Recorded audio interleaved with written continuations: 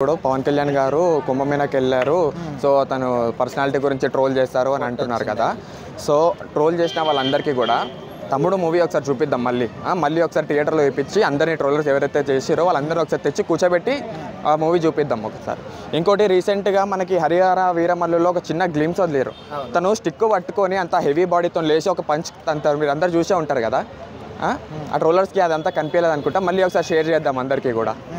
చెప్పండి. అంటే ఆయన ఎన్ని అద్భుతాలు చేసినప్పటికీ, ఎంతో మంది హెల్ప్ చేసినప్పటికీ కూడా ఈ విధంగా అక్కడ పుణ్యస్నానం చేయడానికి వెళ్ళాడు.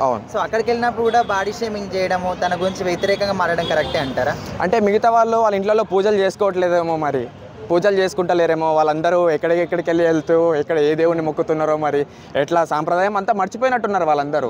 సో ఇట్లనైనా సరే చూసి నేర్చుకోండి అని చెప్దామని పవన్ కళ్యాణ్ గారు అనుకున్నారు. సో దాన్ని వాళ్ళు ఇంకో రకంగా తీసుకుంటున్నారు అనమాట. సో ఇంకోటి బ్రో, రీసెంట్ గా వల్లభనేని వంశీని కలవడానికి జగన్మోహన్ రెడ్డి వెళ్ళాడు.